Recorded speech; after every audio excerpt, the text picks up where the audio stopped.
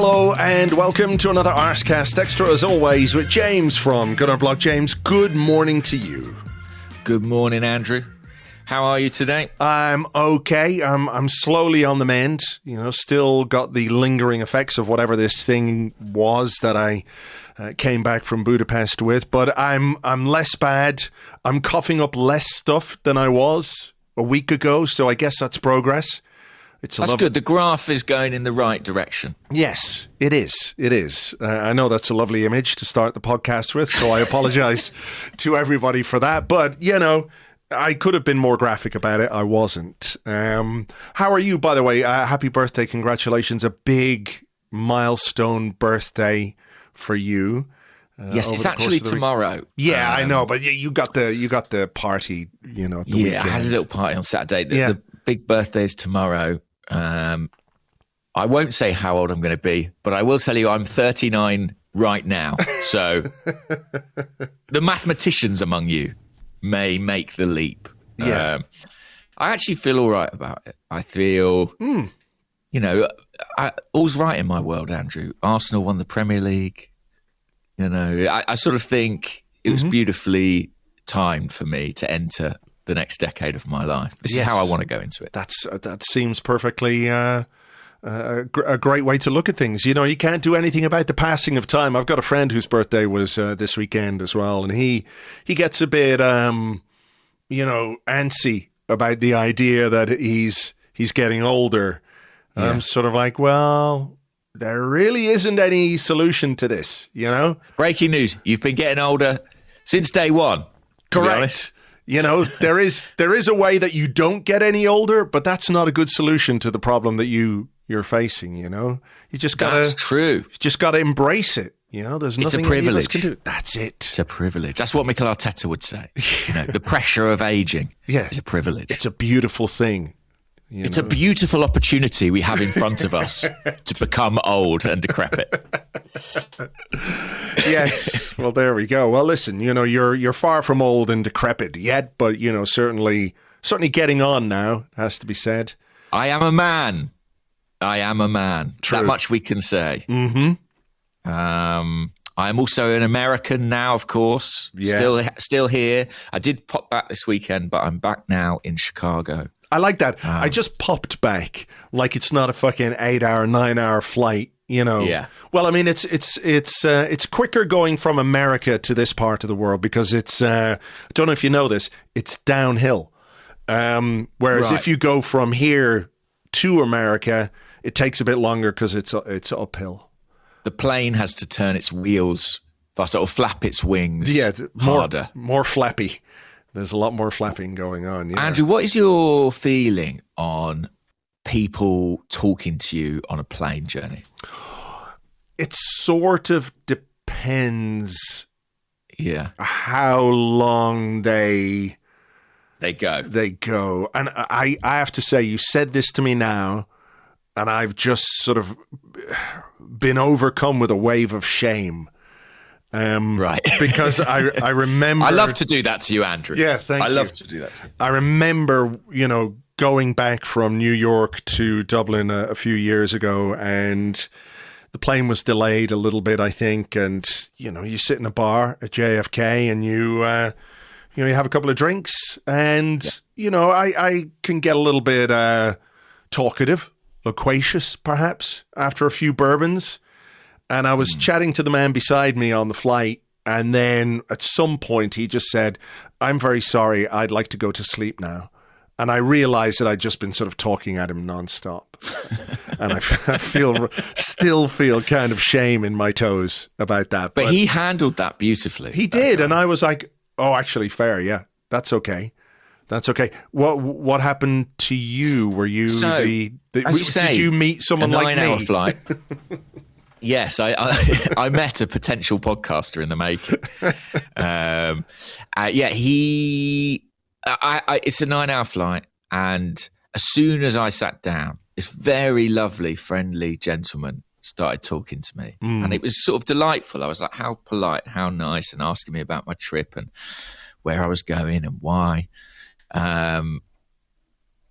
4 hours later, I was like, how do I possibly extract myself from this? Like, I met him halfway. I don't want to put all the blame on him. And I did like the guy. And the problem was we kept having areas of mutual interest. He'd be like, what do you do? And I was like, oh, well, I'm out here doing something about soccer, about the World Cup. He was American, so I was translating live.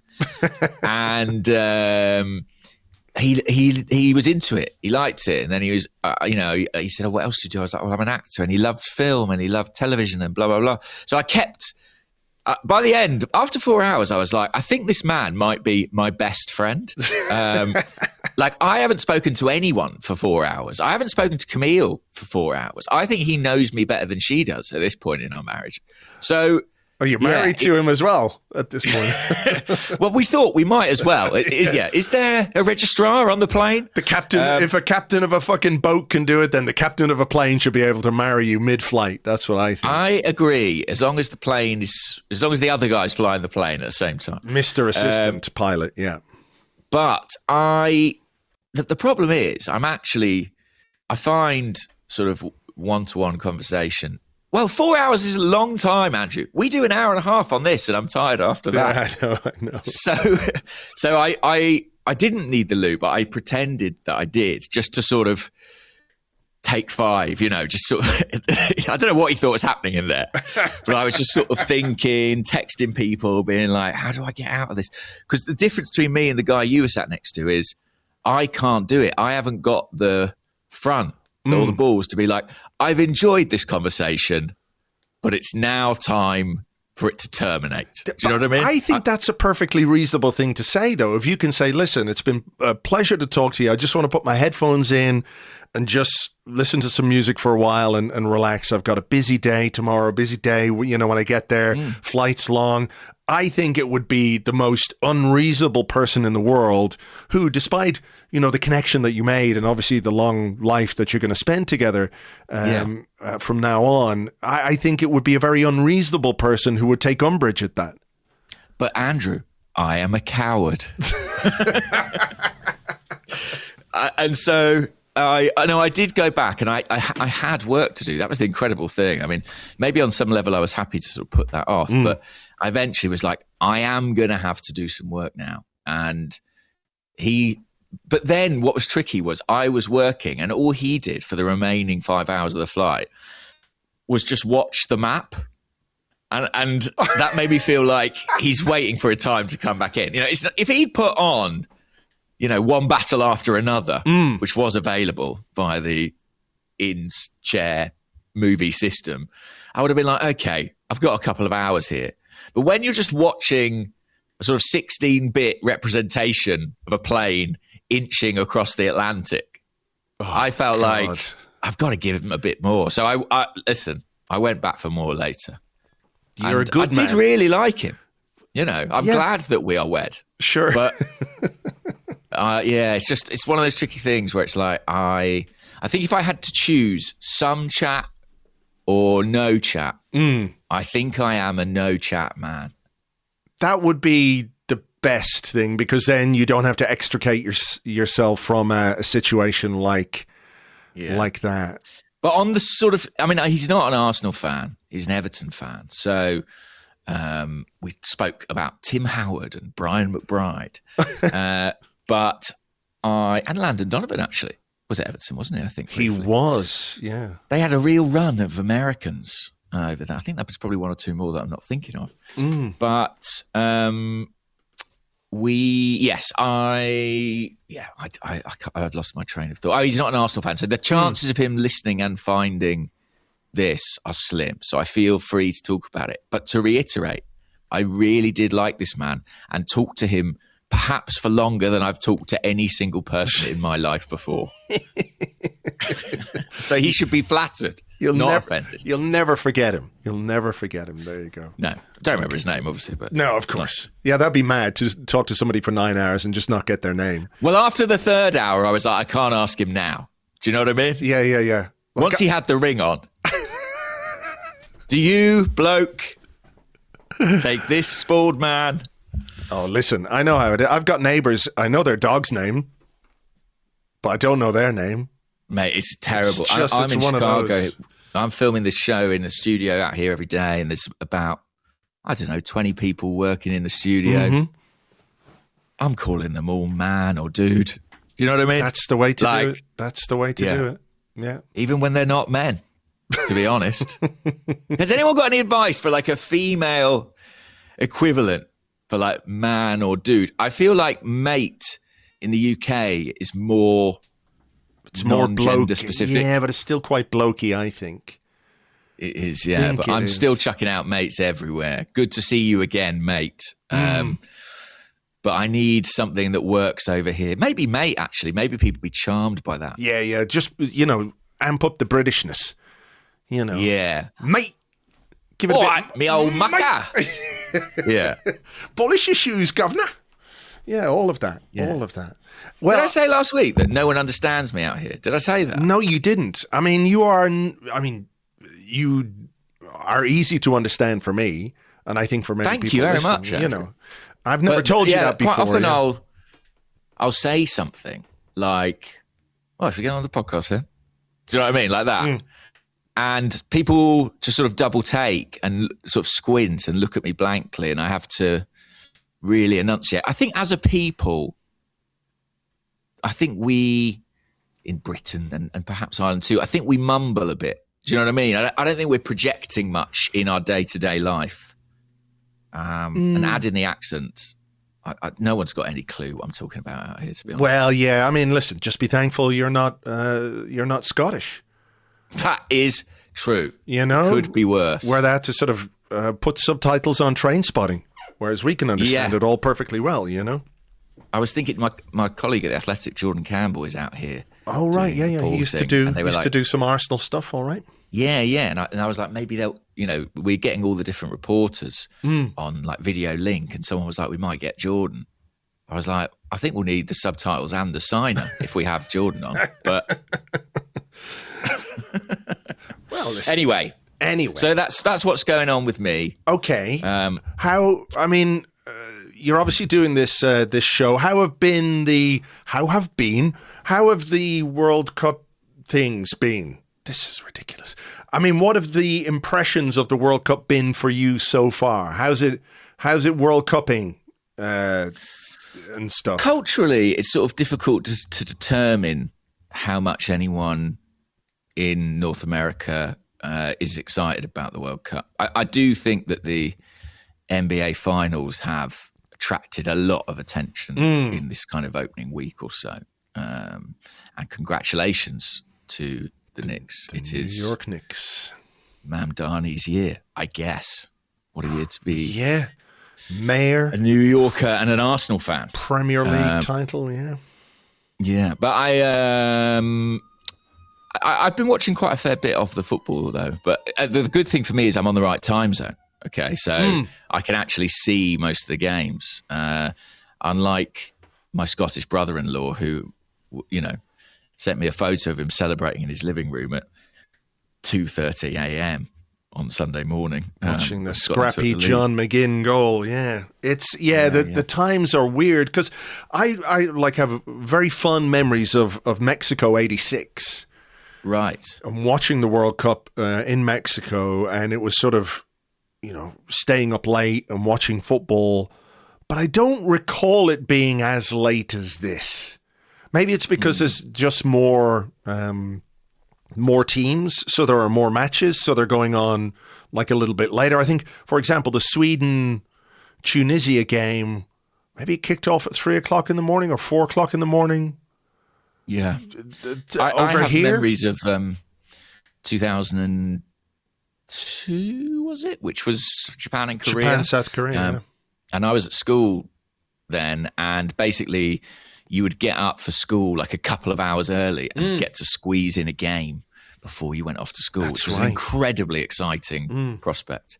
That Sweden game, was quite late out here. I think it was like a 9 o'clock kickoff or something like that. So I'm sure many of our European Arsenal fans missed Victor Gyökeres's goal in Sweden's demolition of Tunisia. Yes.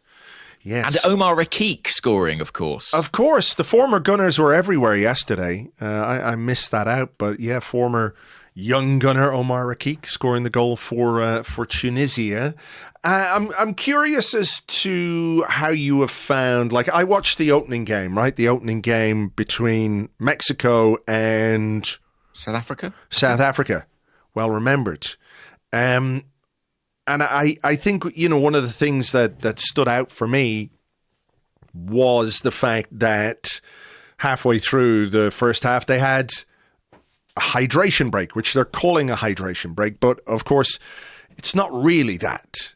It's an ad break by any other name, right? It's an end of a quarter. It is, Andrew. Yeah. They have basically changed football into 4 quarters, right? And what was, I think, interesting about this, I think it's really bad.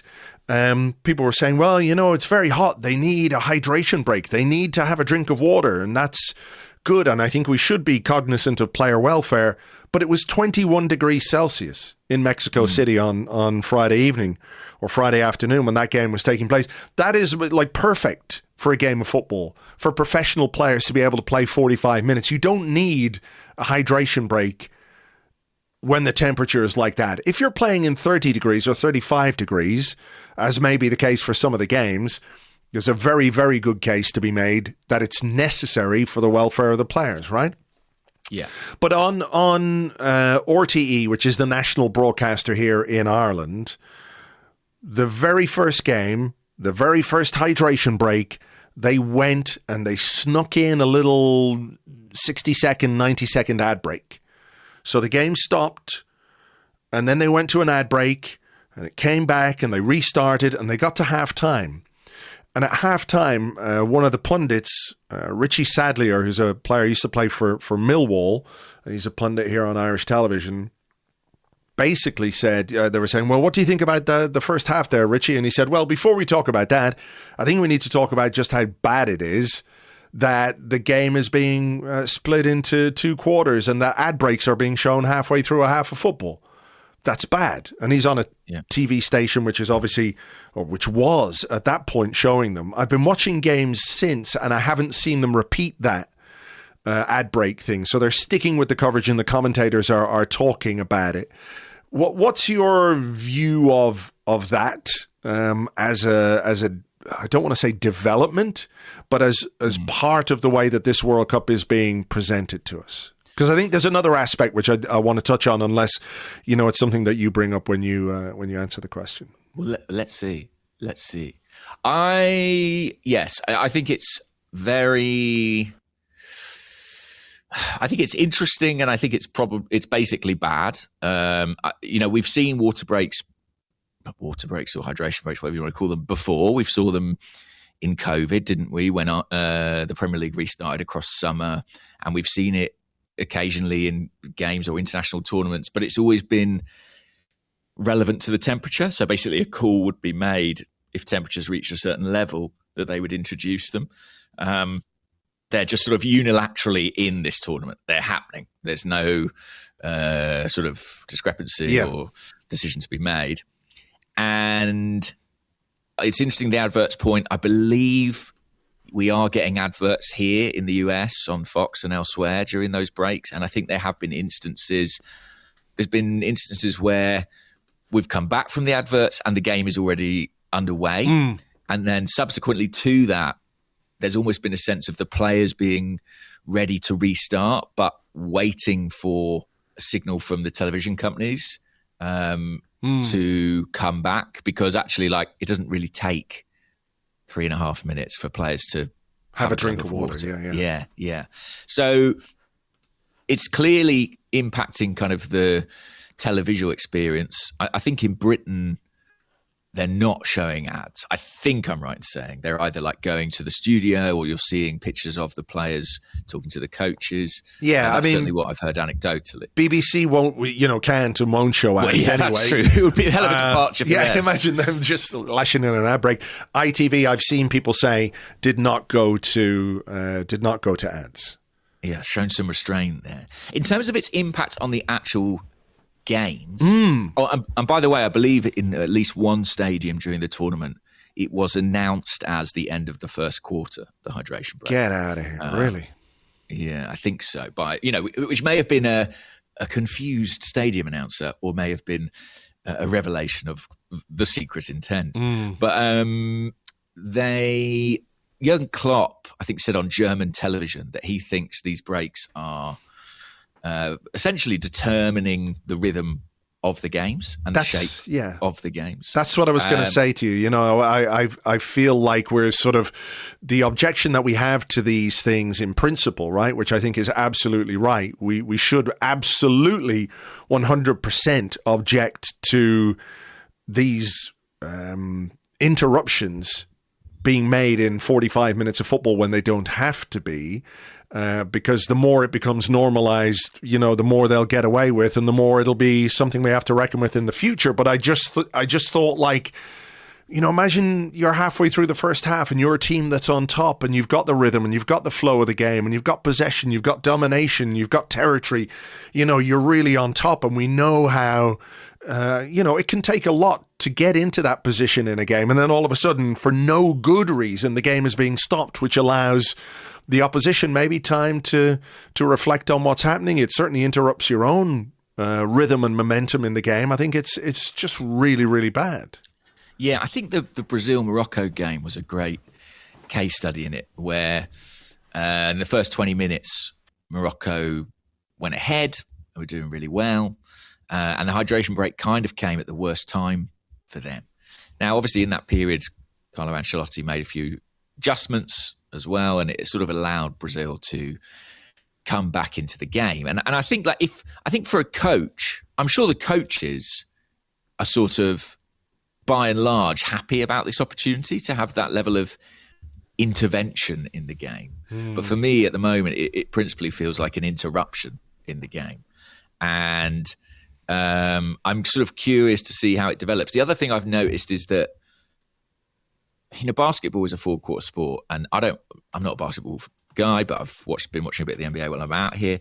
And what's really interesting is that sort of every quarter has an importance in the game, and that fourth quarter is obviously the most dramatic and where the match is typically decided.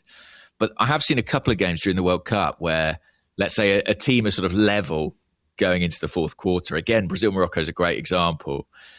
And because a draw in this format of the World Cup is actually a pretty decent result. I mean, a draw is a pretty big step towards qualification from your group, because it's fundamentally quite difficult to go out.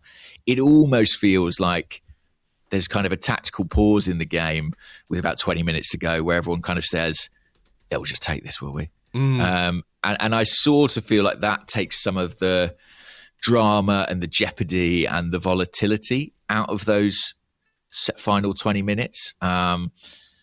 I sort of think the coaches, I don't think coaches having more control necessarily makes for more entertaining games. Sure. I actually think it's sort of the opposite. And like, I kind of feel like the games run the risk of being micromanaged. And I also think that just fundamentally, it just stops the kind of momentum and the momentum of the game and forces a pivot. I mean, we've spoken so many times on the podcast about how an injury or a protracted VAR review can sort of suck the energy and the life out of half of football. And I feel like that's almost been deliberately inserted in this tournament. Yeah, I don't like it, I have to say. I think it's... Do you think it's kind of... Do you worry that it's sort of here to stay? Yeah, a little bit. But I don't know how you sell a hydration break, to fans in Europe, in the Premier League or wherever. It's 3 degrees Celsius on Tuesday night. Yeah. Well, the lads really need... What do they need? A hot chocolate? A cup of Bovril? Is that what they need? They need a nice warming drink now? That'd be good. Yeah. I do, genuinely, I do worry that stuff that sort of gets introduced like this, and I was going to sort of say by stealth, but it's not even that stealthy, is it? We can all recognize it for what it is, that it tends to become normalized, and I don't think it would take too much to get the television companies on board with this as an idea, as a concept, if they could get away with it, you know. Whereas for fans, I think we're like, no, we don't need this. And cynically, I wonder for clubs, you know, would they think, well, that's 6 more minutes, people can be in the concourse buying something. You know, it's all revenue opportunity. But it's interesting, like Pochettino, for example, I saw, who has actually praised, you know, for his innovative use of the hydration break, doing laptop demonstrations and stuff for the US team. He said, we don't need it. Like these games are not hot enough much of the time. It should be case by case rather than just a unilateral thing. So, yeah, I don't like it either, but I think it is very much part of the plot of this World Cup, and I suspect we may reflect on kind of which teams and which coaches are most able to maximise the opportunity it provides. I mean, it completely derailed Curaçao yesterday. I don't know if you noticed that, you know. I was actually on a plane right at that point, but I listen, I followed the score, so I was very much aware of them being derailed. Yeah. I didn't know it was tied to the World Listen, Cup. They went 1-0 down to Germany, and then they came roaring back. And they scored an equaliser, and God damn it, they were on the verge of just going on, taking a real grip of the game. It was on. It was on. The World Cup was on suddenly. They were going to rip the Germans apart, and then there was a hydration break, and it went the other way, you see? Yes. So, you know, it's hurting the small nations. I mean, that was a moment. I think that was the first big, like, whoa kind of moment of this World Cup, was Curaçao scoring against Germany. Obviously, the joy was short-lived, however palpable it was. It was quite short-lived, and Germany went on to score another 6 sort of fluky goals that they wouldn't have got without the hydration break, of course. But that was a really nice kind of moment. And I have to say, I think, you know, we'll maybe talk about the Arsenal players, some of the Arsenal players that have been involved in some of the games now, but I do think, you know, maybe on the last pod we did, and certainly on the pod I did on Thursday with Philippe, you know, there was a lot of scrutiny and some criticism of this World Cup and FIFA and how it's played out and you know, some of the various aspects. So we don't need to get into again. But what I have enjoyed seeing is the way the fans come together at a World Cup, and no amount of kind of bullshit behind the scenes and no amount of corruption is stopping people having a good time supporting their country and hanging out with fans from other countries as well, and, you know, singing and dancing, and Korean fans drinking a bottle of tequila with the Mexican fans and all this kind of stuff. You know, those scenes, I think, are, when it comes down to it, the things that we really do remember from World Cups. And it's been amazing to see so many of those scenes. And obviously, you know, each nation that's involved, you're getting clips and stuff from there as they celebrate goals and wins and equalizers and all those kinds of things. And yeah, I've been really pleased to see those things, because that's kind of what it should be about, even if other people are trying to make it more about, you know, certain other things. Oh, mate, yeah, that is absolutely what it's about. And even outside of those countries, if you're in a city like Chicago or London, or I'm sure Dublin to an extent, you know, you'll see people in shirts of other nations, you know, where their heritage is from, wherever it might be, Mexico shirts, Japanese shirts, seen plenty of those. Loads of Brazil shirts around Dublin the other day. Oh, really? Yeah. Fantastic. And like, you know, it's great to see people getting behind their teams and their countries. And that was a big moment, Curaçao getting that goal. Kai Havertz scoring twice as well for Germany. He is kind of one of the few players who I sort of feel comes into the World Cup in sort of a appropriate physical condition, given the sort of stop-start and slow season he's had. You know, it felt like it was kind of building towards the Champions League final and, to an extent, the World Cup for him. Yeah, for sure. I mean, look, he missed the first half of the season, so while he had fitness issues, I don't think there's fatigue on his part, and I think that was evident in the goal that he scored right towards the end of the game. Skipping through and dinking it beyond the goalkeeper. By the way, I did want to mention this. There's a dude on Reddit, on the soccer Reddit, goes by the username of Hopscotch, and what he's doing is putting together videos of all the goals, but with commentary from the native country, which is cool. Great. He's done about 3 or 4 of them now, and they're just really worth checking out, just from the point of view of the excitement, when the home nation and the home commentators are celebrating the goal. So it's worth looking out for that if you can. So, yeah. A good start for Germany and a good start to the tournament for Kai Havertz. He's joint top scorer now, I think. With Flo Balogun. Flo Balogun, yeah. Obviously a big win for the US the other night against Paraguay, and he scored twice. Second goal in particular was very nice. Yeah. I mean, he's a good player, isn't he? I think we always saw him as a big talent, and I do think the way his career has been managed is quite interesting, really. I think, they sort of clearly made a decision to get him out, to get him playing more club football. They chose to play for the US as well, which I think was strategically pretty smart. They needed a number 9. There wasn't anyone else who was going to really fill that void for this World Cup, and he has grown into that role. And I've seen a lot of people saying it might be a big summer for him. If he performs well at this tournament, there could be interest in him from the Premier League or elsewhere. So he might get a decent move this summer. But yeah, always a talented player. I mean, the amount of goals he scored in our academy, we always knew he was going to be a goal scorer. And yeah, the US looked good. I mean, I think it was probably their best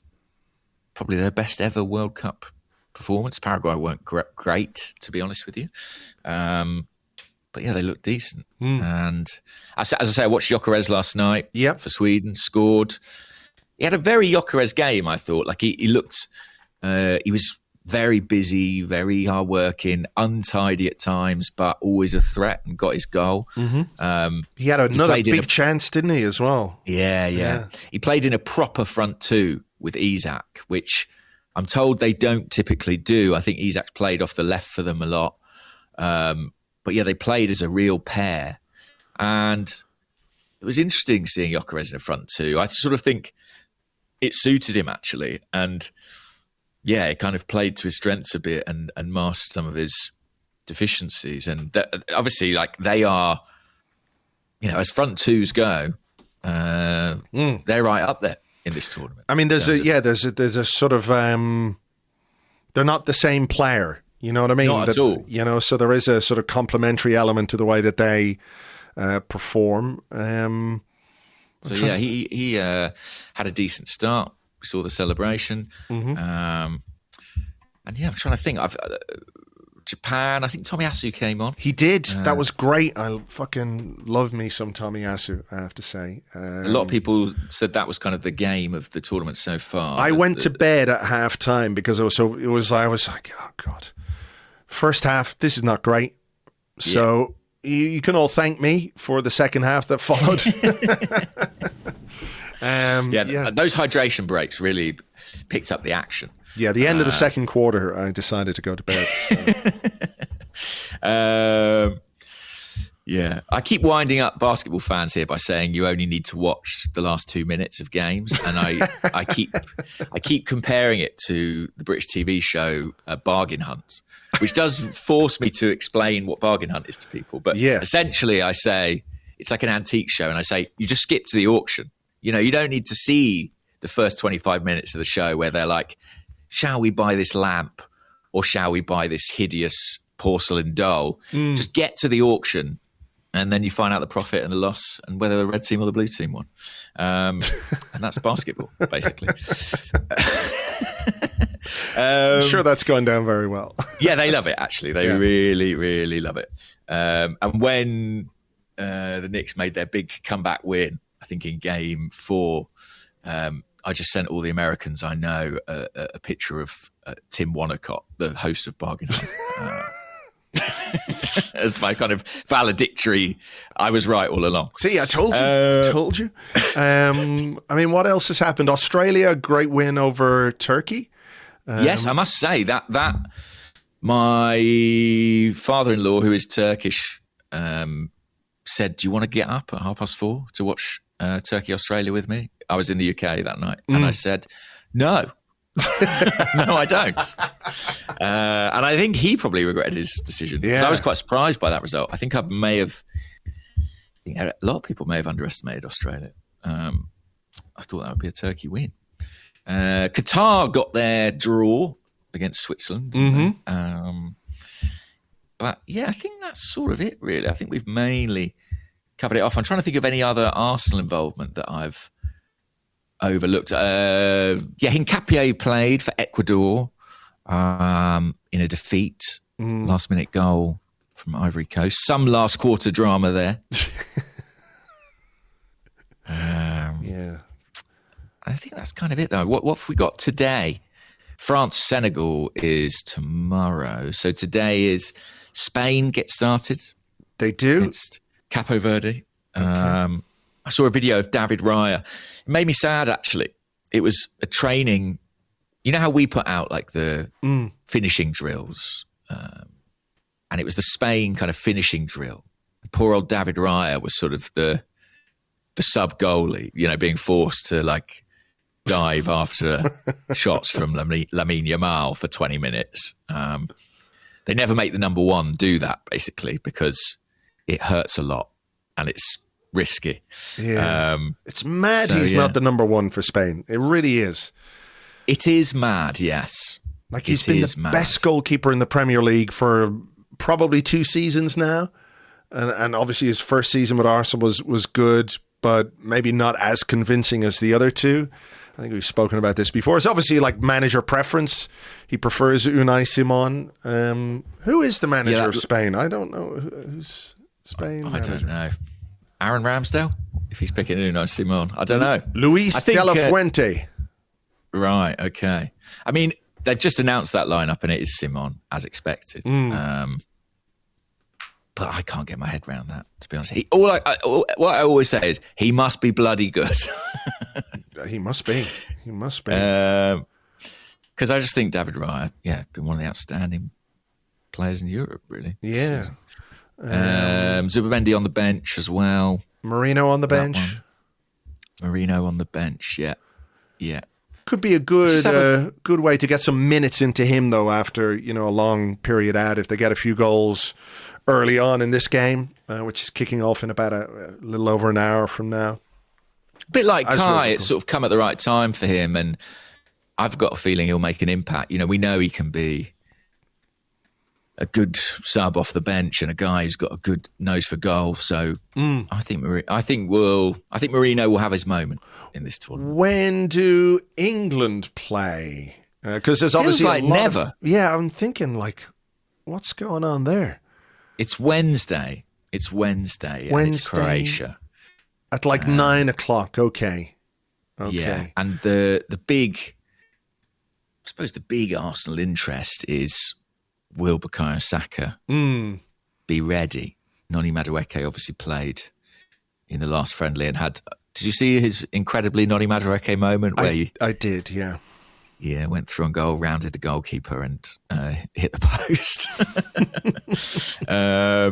Did everything right, basically, and then I took the shot on with his left foot rather than his right, and I think just sort of made the angle more difficult than it needed to be. I mean, Tuchel has been talking about Saka and talking about how, Arsenal, I'm paraphrasing here a little bit, but Arsenal kind of nursed him through the last part of the season, and he was, he played against Atletico, played Champions League final, but wasn't really training between games, and they were sort of resting him a little bit. And I think kind of from what he's saying, whatever issue Saka has with the Achilles is still ongoing and is obviously impacting his ability to train to perhaps the level England might want him to train.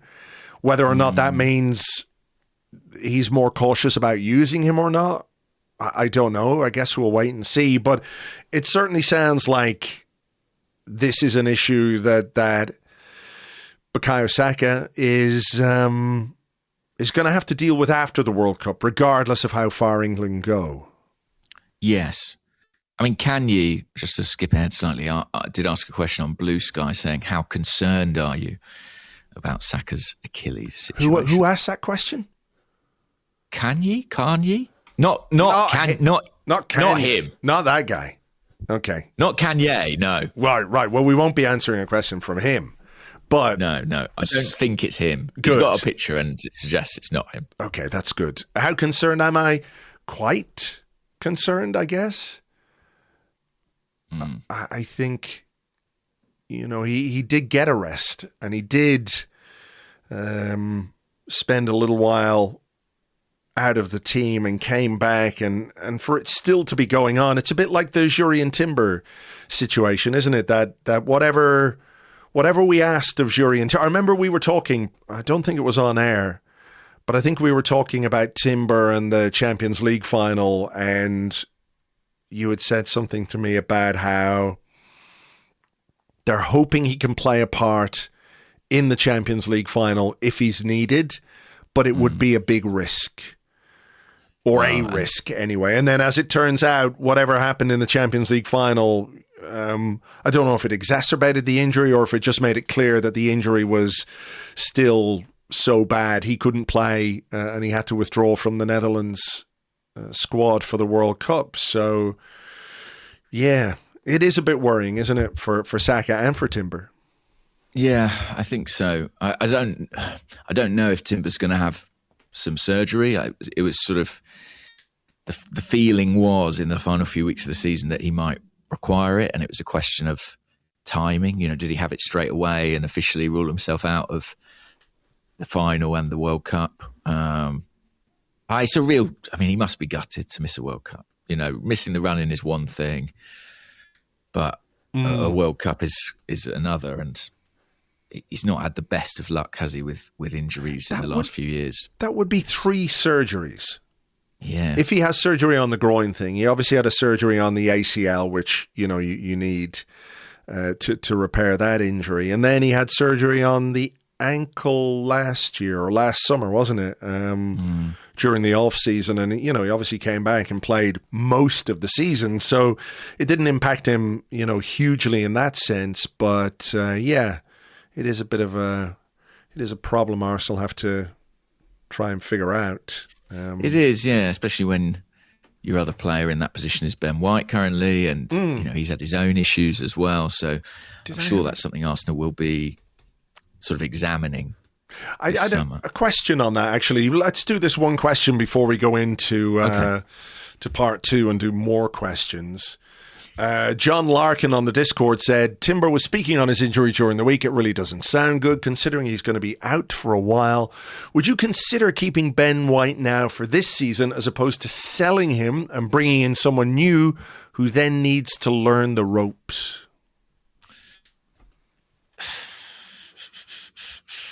It's an interesting question, isn't it? Because as I've just said, can you rely on Ben White to deputise for Jurrien Timber? Like, I feel like there's almost too much risk across the pair of them. I feel like probably one needs to be replaced with a player who's a little bit more physically reliable. And probably it would be Ben White of those two. Because of the age, yeah. Yeah, because of the age. And I just think, I think Timber's kind of the man for the future at this point in time. But it's an interesting question. I mean, they are both very experienced, very able, very good players. So I don't think you dispense with someone like Ben White casually. I think if you do that, it's because you really believe you've got a great alternative coming in.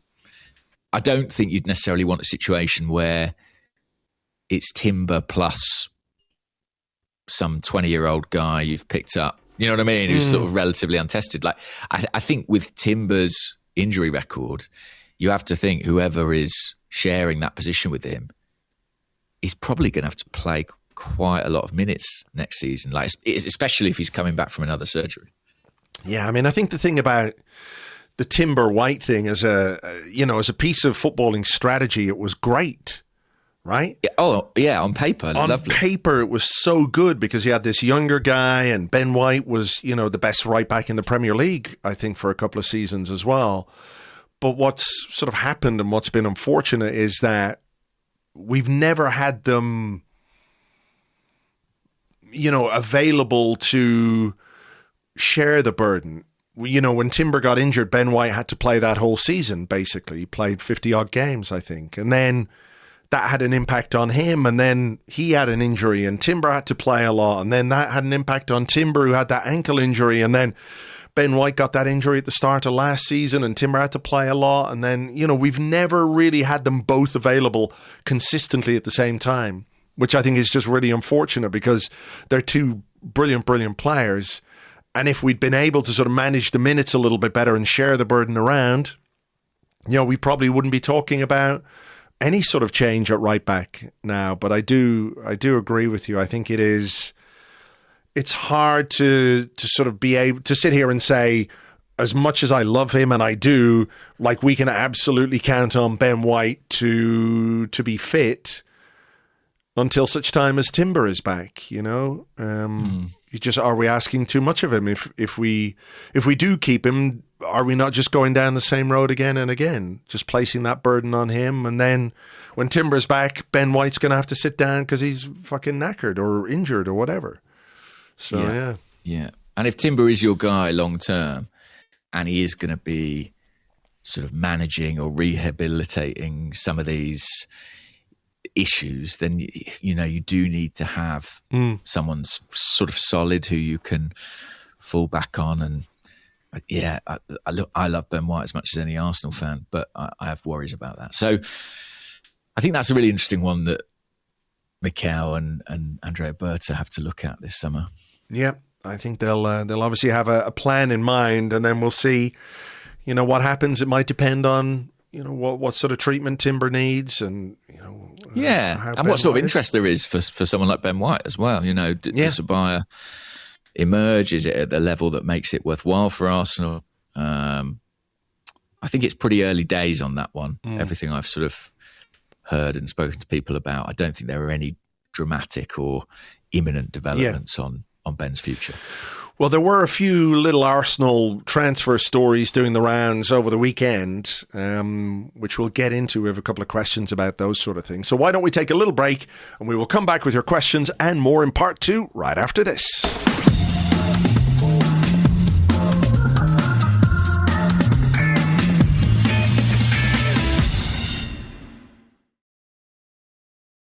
Welcome back to the Arsecast Extra. This is part 2 of the show where we answer the questions that you send to us on Blue Sky at gunnerblog.bsky.social and at arseblog.com. Also on the Arseblog Discord chat server, which you get access to if you are an Arseblog member on Patreon.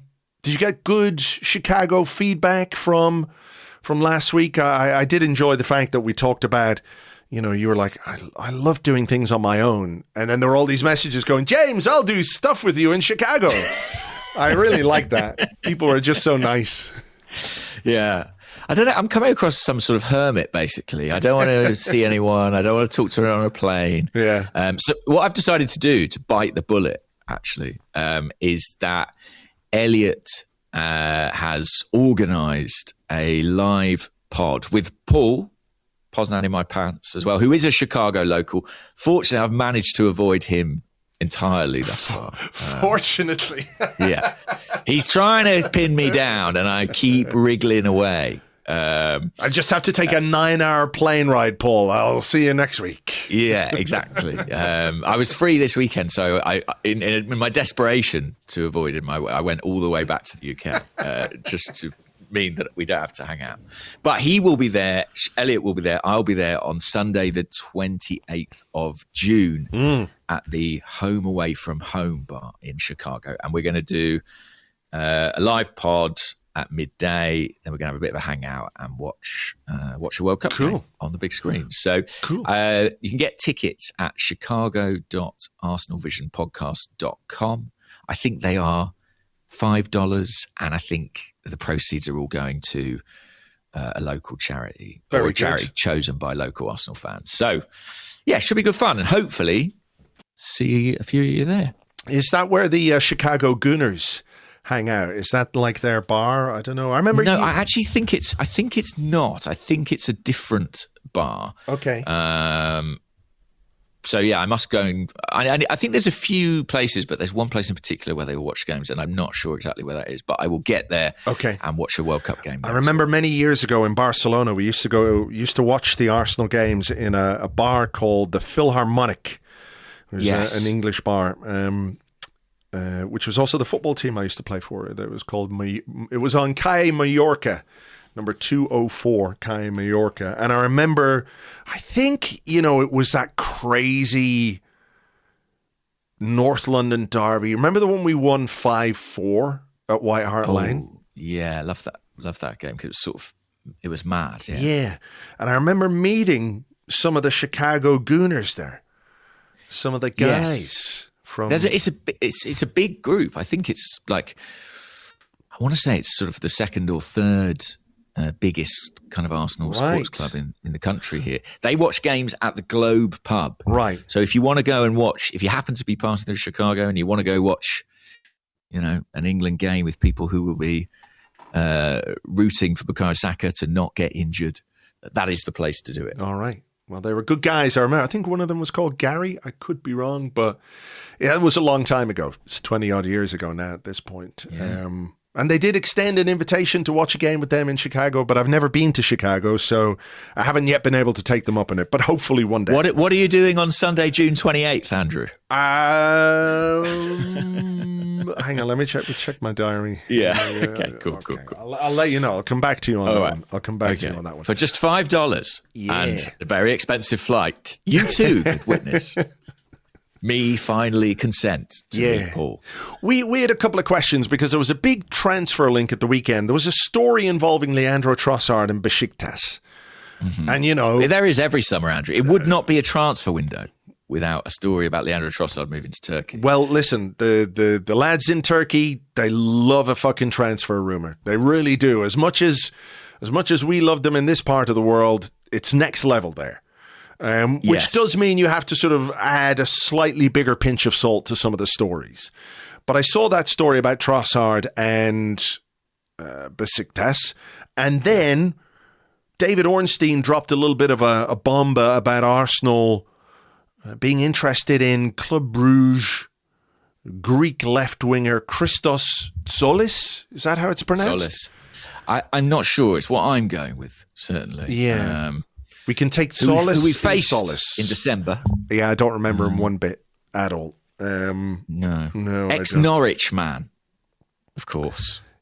I mean, the career trajectory is certainly something. But we had a couple of questions about that. Maybe you might know a little bit more about the interest. But Snoon, you're gonna believe us, says with David Ornstein reporting of us being interested in Tzolis, do you think the club is more focused on investing in depth across the whole squad again this summer like last year? While Master Johnbury said, we've long said the club should take more punts on younger players with potential in the transfer market. For every Odegaard and Martinelli, there's also a Fabio Vieira, Lokonga and Tavares, players who didn't quite make the grade. And he said that's okay to some degree because it's the nature of gambles, but it's also a lot of resource spent with no return. So his question is, what do you think is the right price range for these kinds of speculative signings? 35 million for Vieira feels like a lot for that kind of signing, and it seems worth a conversation with news that we're going to do something similar in terms of price anyway. That's the price that was thrown around when it comes to Tzolis. Yes, Arsenal seeking solace. Yes. That would be the headline, I guess. Yeah. I missed my vocation, a tabloid newspaper. I think, I'm not sure if you can quite put Tzolis in that sort of Lokonga Vieira bracket because he's 24 and he'll be 25 in January. So it's not like he was 24. It's not like he and I share a birthday. You know what I mean? Yeah. He's a January baby. And he's been around the block a little bit. He's been at Panathinaikos. He's been at Norwich City, Twente, Fortuna Düsseldorf, that's where his career really took off. Had a very good loan spell with them. And then subsequently Club Brugge, 2 years there. I had a very productive season with them. price-wise, from what I understand, Bruges are looking for a club record. I think it might even be a league record, sort of in the region of 40 million euros. I'm not sure how much that is anymore, really. I mean, to the question of like how much is appropriate to spend on these kind of punts, I think 40 million is probably a bit heavy to put him in that category. And like I say, I think the age is a bit high to put him in that category. Yeah. He had 22 goals and 29 assists in all competitions for Club Brugge last year. But it's not the strongest league. No, I mean that is the other side of it, that you have to recognise the sort of the level of the league and what a difference it is. I do think there probably is an association between Arsenal's interest in Tzolis and the possibility of Trossard going out. I mean, Trossard's contract, you will remember last summer it was adjusted. He got a pay rise, but he didn't get an extension. It's due currently to expire in 12 months' time. Trossard is, how old now? 31. It is probably the right time to sell Leandro Trossard if that opportunity is there. And Tzolis is a left-sided forward. He's a bit different stylistically. He's a little bit quicker and more goes on the outside more, but a scorer and maker of goals with Bruges, like you say.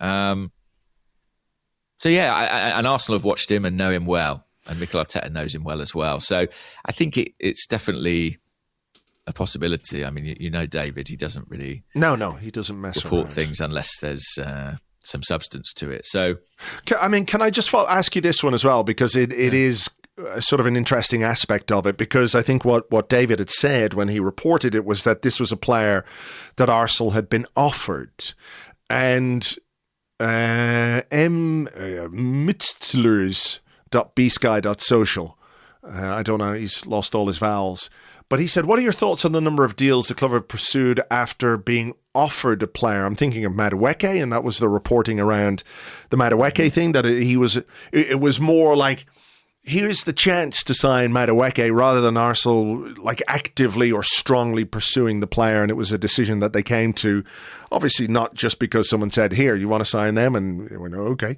They do their due diligence. He also mentions Eze, who basically offered himself, and now reports around Tzolis. He says, does this point to an opportunistic approach or a lack of planning? And how commonplace is it that a club will be offered a player and then take a look and think, actually, that's kind of the profile that we're looking for. It might give us a chance to do this. 40 million is quite high, it seems to me, for a 40 or 24-year-old, rather, from the Belgian league.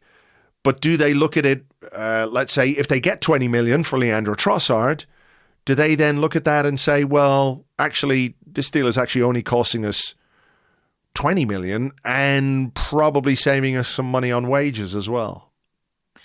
Yeah, and also potentially kind of replacing a squad player like for like-ish in a way that has more longevity. If Tzolis works out, you've got 5-6 years of him, potentially. The point about being offered players is really interesting. I think, on Arsenal, we're blessed with very thorough reporting, and it means that all the machinations of almost every transfer becomes public in some way, shape, or form ultimately. So I think probably other clubs are pursuing deals that they've been offered or that have been brought to the table all the time, but maybe we're just not as across or aware of it. I think it's there are exceptions. I mean, I think there are players like Declan Rice where Arsenal very specifically targeted him nearly a full year before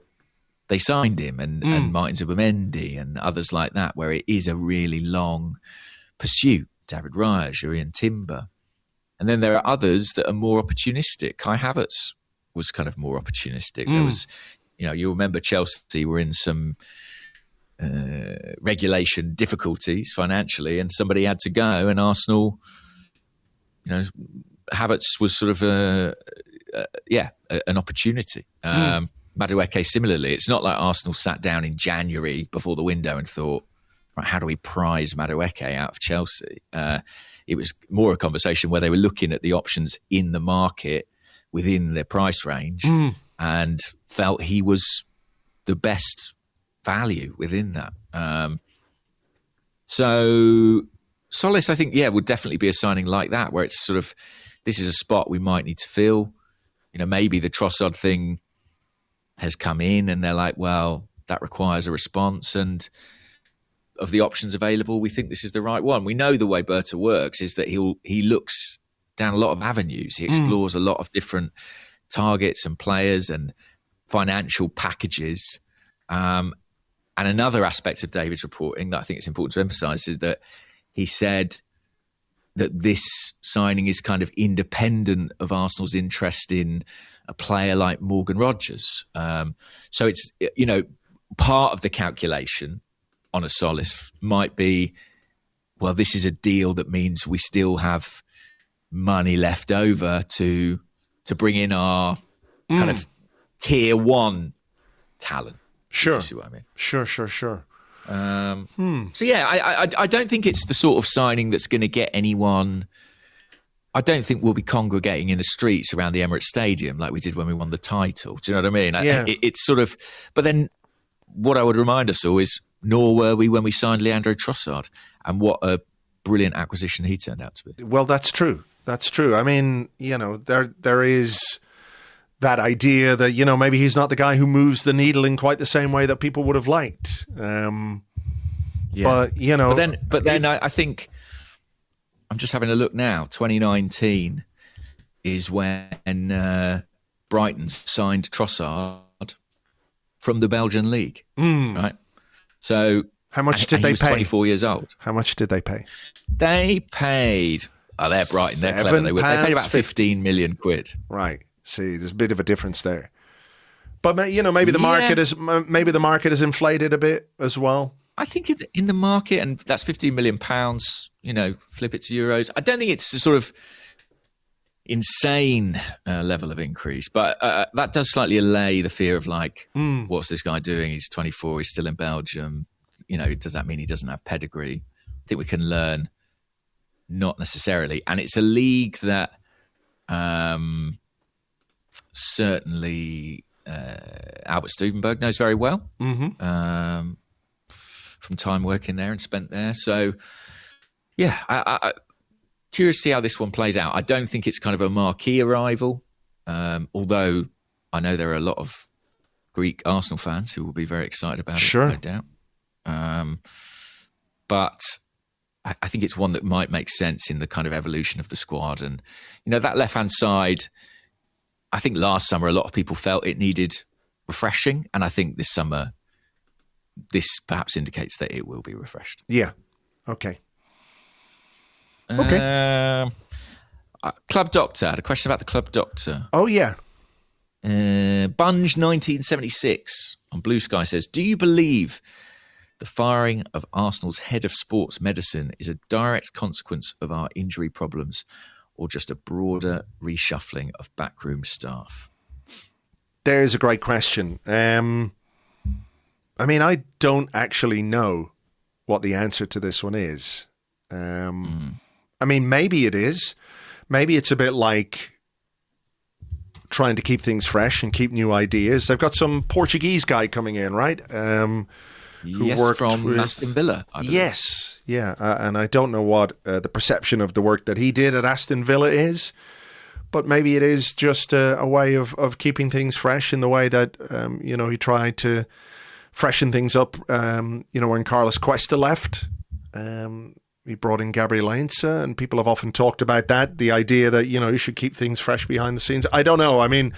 I think Arsenal have to look at every possible thing they can do when it comes to injury, when it comes to having a better injury record. I just think also, the schedule that we have and the intensity of the games that we play. But how, to your knowledge, how directly connected to like when a player gets injured, how directly connected is that the doctor guy? Because it was Dr. What was his name? Raf? Gary O'Driscoll? No, Oh, before. sorry. After Zafar Iqbal. Yeah. Dr. Zaf. That's the guy who's gone. And I should say, I remember Sam Wallace in his original story said Zafar Iqbal sacked. Other reporters have used more neutral wording, to leave the club. And Dr. Iqbal did put out a statement, which he has, I think, subsequently deleted on his LinkedIn profile, where he basically said, while there has been speculation around the reason for my departure, the simple truth is that after a successful season, both sides move on in a new direction. That's kind of what you would part expect. Of the course. Yeah, exactly. Everyone kind of covers their arses in that way. But when a player does get injured, obviously what was he, head of medical services or the club doctor or whatever? It's the same job, basically. Same job. So they have a really important role. You've got Tom Allen, who is sort of I think he's the head of sports science. And he's the guy who's kind of more adjacent to Mikel, I would say, in terms of kind of the preparation of training and periodization and performance, as far as I understand it, working with the physios. But the club doctor is the head of medicine at the club. So he's kind of overseeing everything. In Gary O'Driscoll's time, there would be a weekly meeting between the football leadership. So that would be like Arteta and Edu and, the representative of the board or the executive.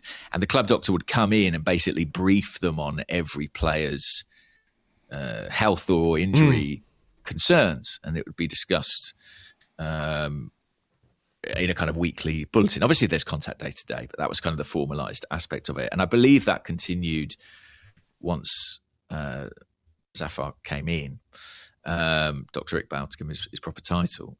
And my understanding is that this season, sort of reported on this, that there had been like some tension around player fitness and player availability, and sort of the manager, as we know, is incredibly demanding publicly and privately about wanting players out on the pitch as much as possible.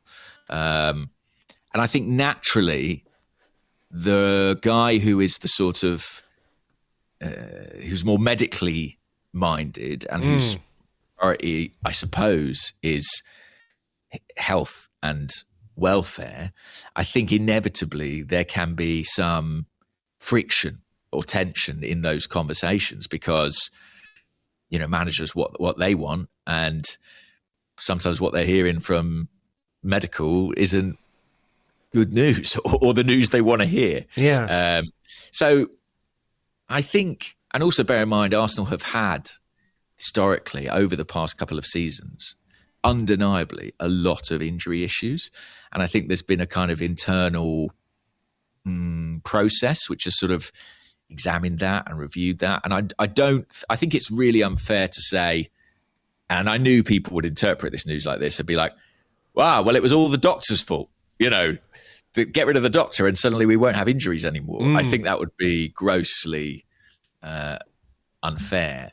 But I think that it seems the club have decided to renew and change and bring in new personnel, new approaches.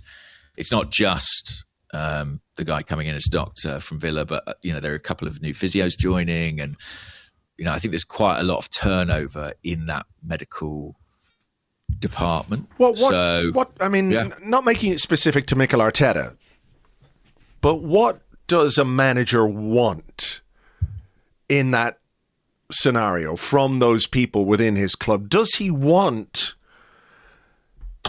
pure medical honesty? And listen, this guy, he's not 100% fit. Maybe you could get 20 minutes, 30 minutes out of him. Or does a manager want to be told, see old fucking Limpy over there, just play him if you really want, because there is that sort of, that thing where a manager is obviously concerned for the welfare of the players, right? Has to be. You can't not be.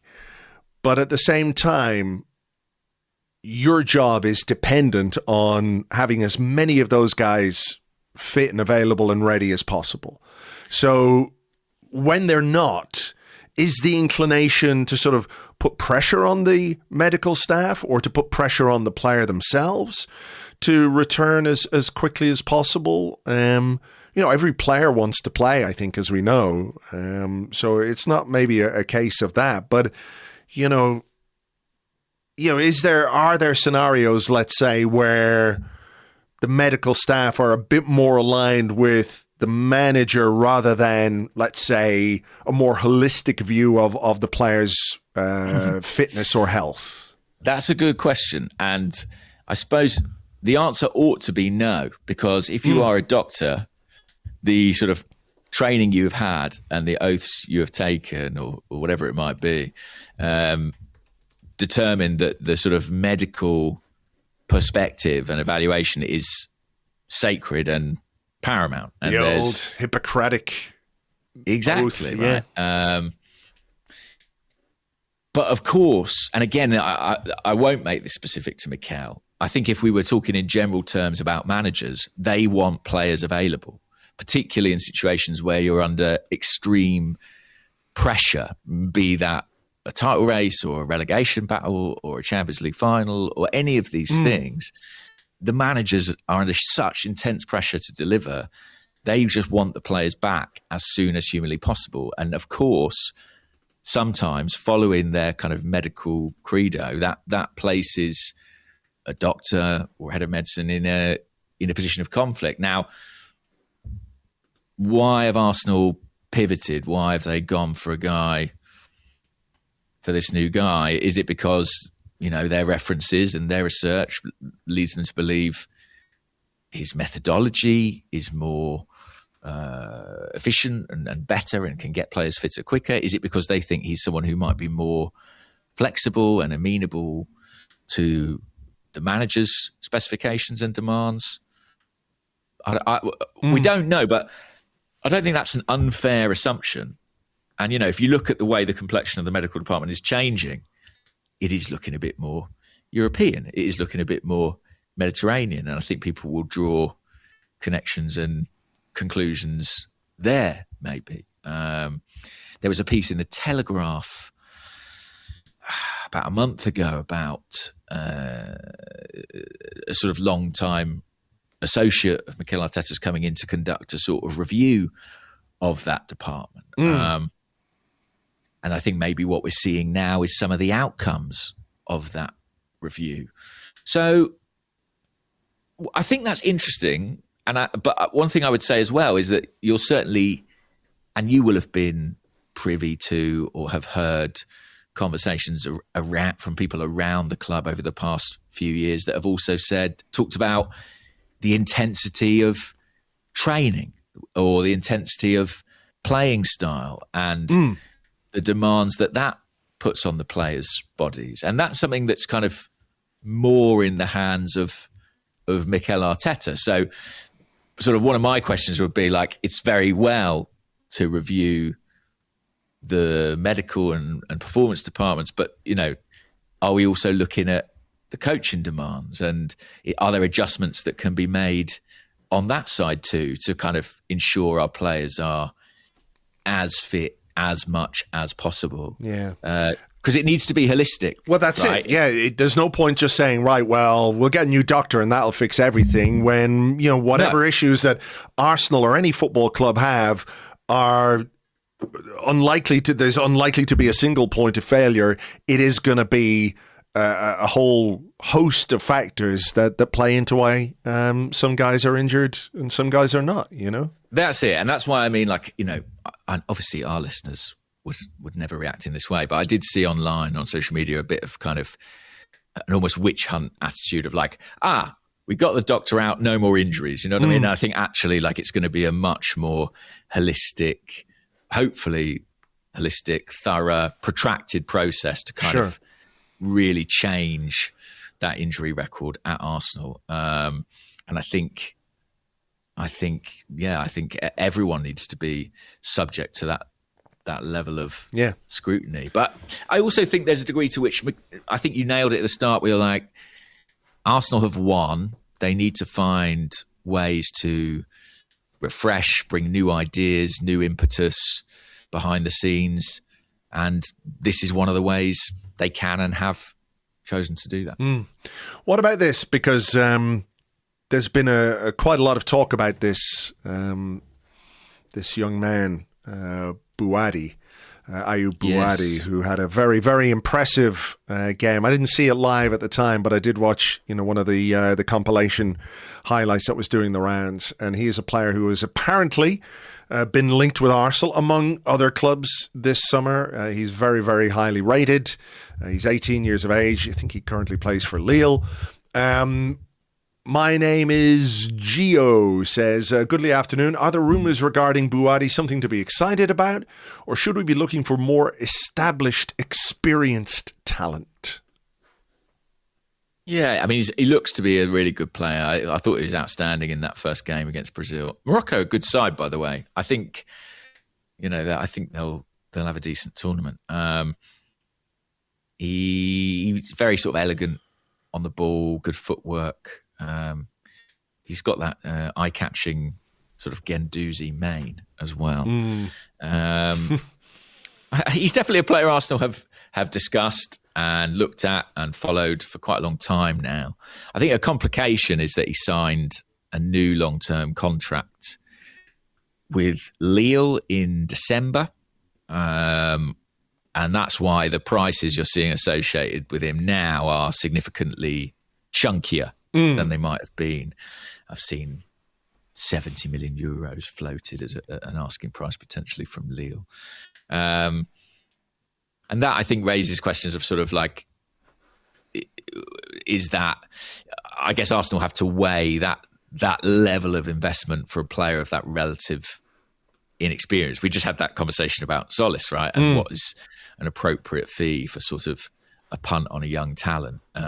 Does 70 million euros take you outside of that? With that kind of money, are you getting closer to what you'd pay for someone who is plug and play, ready to go in the Premier League? But I do really like him, and I think he's clearly a talent and one of the sort of potential breakout stars from this tournament. I mean, that's another added complication as well, isn't it? Is of this window. If there's a player you like and he's at the World Cup and he has 3 good games, he probably doubles in value.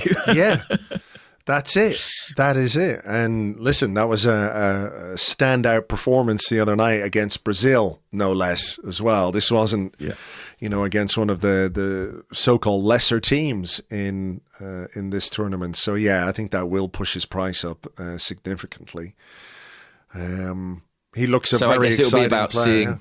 Yeah. He does. He's got some great qualities. I mean, and again, I think the midfield is actually a really interesting conversation, because I think if you'd asked Arsenal what they were going to do in March, they might have had a better idea than they did by the end of May, simply because of what happened with Myles Lewis-Skelly. Well, we had a question about Myles as well. Thornley29 on the Discord. Do you think there's the danger of the same thing happening to Myles again, where he comes in, plays brilliantly, but Arteta signs someone new and knocks him down the pecking order? Like, how comfortable is everybody with Myles as the midfield addition, right? Does everybody want a brand new signing? Do they want a Bouaddi, or do they want some other guy to come in? Do we need, a different profile of player? Probably Christian Norgard is going to leave. So do we need somebody else to come in? Do we need that to happen in the transfer market, or are we okay with Myles? Do we think Myles is the guy? It's going to be a real big decision, isn't it? It is. And it's a big decision for Myles. I know he loves Arsenal and I'm sure he wants to stay, but I'm sure there were also points during the last year where he thought his time might be up. And now he's just been picked to start Champions League final. I mean, it doesn't really get much better than that. But I agree with you, a signing in this area could have ramifications or implications for him. And also, I would not be writing Martin Zubimendi off at this point in time. No, absolutely and saying, not. You know, his days as a starter are done. I think there's every chance he has a good pre-season and he's back on that team sheet in August. So it is a really, really complex and layered one. And when we're talking about Bouaddi, part of me was thinking, is that kind of Myles's spot, really, in the squad? You know, 19-year-old midfield player who's sort of you're looking at to really develop over the next 2-3 years. I mean, look, you wouldn't say no to having two of them, but maybe if Norgard were to go out, they'd be looking at someone with a little bit more experience in that position. We know Mikel Arteta loves experience, right? It's so and as I say, I think Myles's positional switch and his success at it has probably just changed or shifted the thinking a little bit there. And I would be lying if I said exactly I'd be lying if I said I knew exactly where they've landed on that. So I think, that's one of the more fascinating areas for this window, for sure. I think it's your question, if you have one. Yeah, okay. This question I'd picked was, are you worried about Zubimendi's position in the team long term? But I think you just answered that one. I've just answered that. Saka Achilles. What about this then, Luke? Who is your pick for surprise player sale of the summer? The majority of players we have earmarked to leave are unlikely to do so at significant price. Yeah. Is there anyone who you look at as a potential surprise departure? Yeah. There's so few surprises these days because we talk about every bloody permutation. Yeah, that's it. I mean, listen, if Trossard goes, I would be surprised if Martinelli also went. Okay. But at the same time, I wouldn't be surprised if Arsenal were open to selling Gabriel Martinelli. So I don't know. I mean, Waneri, we've talked about. I mean, I think we absolutely need to keep Martin Odegaard because we need more players of that profile. But there's just something in the back of my mind about Martin Odegaard this summer. And I haven't heard anything, and I want Martin Odegaard to stay. And, you know, I think his big problem over the last 18 months has been fitness. And if he can overcome the fitness issues, I think the quality of the player is still there. But I wouldn't fall over backwards if that happened. That would be the only one I can think of. I agree with you, actually. You know, I've not reported that he's on the way out or anything like it. But if the right bid came in, I think you'd have to think about it for sure. Just skimming through the squad now, looking for another name. I don't know if you would call this as a surprise, but I do think Kepa is one that could go. Not a surprise. No. Not a surprise. No. What's the opposite of surprise? That's what that does. Yeah. What is the opposite of surprise? An expected thing. He's got the release clause, 5 million quid. I just think, will he get an offer to be a number one somewhere? I think very, very possibly. So that would be one. But other than that, I really do think we've kind of talked about it. I mean, I don't think you could say Ethan would be a surprise. No. Given what's happened there. I think Myles will stay. But there's maybe 2% of me that thinks if Arsenal bought in a really big midfield player, that, you know, that could be a problem for him and his development. So that would be a surprise given the way he finished the season. But I think most of the names, you know, Jesus, Norgard, Martinelli, we've been talking about for a couple of years as possibility. Trossard. I mean, Jesus. Yeah, did you mention Jesus? I think you did. Jesus. Calafiori. Well, we had a question about Calafiori from Shirt Squad. Yeah. And they say, with the Poodle moving to Real Madrid, Are we confident that Ricky will be staying put? Well, I made some inquiries around this because obviously they've just bought a left back for rather a lot of money. Chelsea's bailed out again somehow in Cucurella. And I'm told, Mourinho has bought about 3 defenders already at Madrid. And I'm told he's still in the market for another. So I don't fully rule out the Calafiori thing, but you have to think it's a bit less likely having signed. Yeah, I hope so. But yeah, I guess you could file him under a potential surprising departure for sure. But as discussed last week, I kind of hope not. Kind of hope he can just stay fit. That's really what I would like. Yeah. Let's see. I don't know what else we've got. Just enjoyed this from Matt Factor, who said, "Gents, more of a comment than a question, really. But did you know that we are the Premier League champions?" Just wanted to make sure everyone knows that, as it may have slipped under the radar. Yeah, I do know that. Yeah. Fairly well aware. Still enjoying it. Still enjoying it. Why not? Let me see. Was there anything else? There was questions about Krupi and Rodgers, but we've kind of talked about them as potential targets. Yeah. I mean, how much do you think the World Cup, just before we go, how much do you think the World Cup is going to play a part in deals that get done? Like this one comes from Eagle Azer Cobra on Blue Sky. How much stock are you putting in the rumours concerning players at the World Cup, like Barcola and Rodgers? At past tournaments, deals have been done after teams have been knocked out, but things seem a bit different this year. For example, Cucurella. He's obviously part of the Spain squad. That won't be tied up, I don't think, until July. I think is what was reported. Yeah, it's definitely going to slow the market. There's no doubt about that.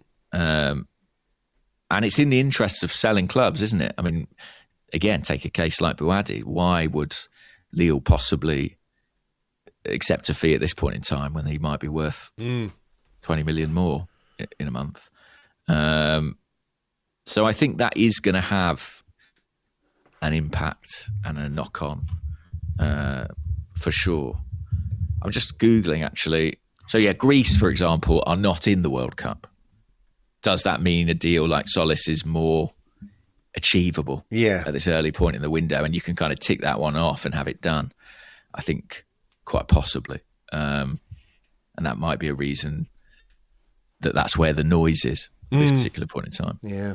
Wouldn't make sense, wouldn't it? Wouldn't make sense. Get the ones that you can done, and then, God, there can't be much of a gap between the end of the World Cup and start of the new season. What is the... Well, July 19th is the final. That much I know. And yeah, I mean, we're doing a pre-season friendly in Dublin within 10 days. Like, what is it? 2 weeks of that, basically. Yeah, we are doing a pre-season friendly. We're also going to be doing a live little pod thing here in Dublin as well. We'll give you some details of that. Over exciting. The next couple of That'll weeks. Be the night before, right? Yeah, August. Yeah, the night before on the. I think the game is on the Wednesday the 4th, so it'll be Tuesday the whatever. It's Tuesday the 4th. Game's on the Wednesday the 5th. Yeah. All right. Okay. There you go. Then there you go. So yeah, we'll do that. Premier League season kicks off on Saturday, August 22nd. So a month, and then you've got to give pushed it back a wee bit, didn't they? Yeah. You've got to give players some time. If they've gone the distance, you've got to give them some holidays and give them a chance to relax. Well, it's always a tricky one for managers to deal with, isn't it? Something we had to deal with a lot in the Arsene Wenger years, I remember. And again, that's why signing like Tzolis, that's one of the little upsides, isn't it? It's like he'll be back for pre-season. He'll be available in the first weekend of games. Yeah. If England, for example, reach a semi-final, I find it very hard to see a player like Declan Rice or Bukayo Saka being ready to go from kickoff. No. In time for that first Premier League fixture. No. Do you remember the World Cup ended and it was really close and everyone went, you've got to give Alexis Sanchez some time off. And then he posted a picture of himself running up a volcano and played the first game or something. It was crazy. That guy was nuts. He was mad. Yeah. He was a bit. Okay, listen, we'll leave it there for today. I'll let you go about your business. And obviously you've got a TV show to present today. Is that right? That's right, yeah. It's called The Daily Cup and it's available on Amazon Fire, which I think you need a Fire Stick for. And then it's also available as a podcast. Isn't that wasn't the Fire Sticks how you do the dodgy stuff? So are you pirating an Amazon stick through Amazon? Yeah. Not that you're not advocating that, of course. No. I love Jeff. I absolutely love Jeff. But I had an Amazon Fire Stick when I was living in sort of like an old house that didn't have a TV aerial, and it was the only way I could get television. If that's you, then you can tune in every morning to the Daily Cup. There you go. I did have a Fire Stick, but I don't know where it is. And I'm not inclined to look for it. There's too much stuff around here. Anyway, listen, I hope it all goes swimmingly, and have a great week and enjoy all the delights of Chicago and all the delights of the World Cup happening in the time zone that you're actually in.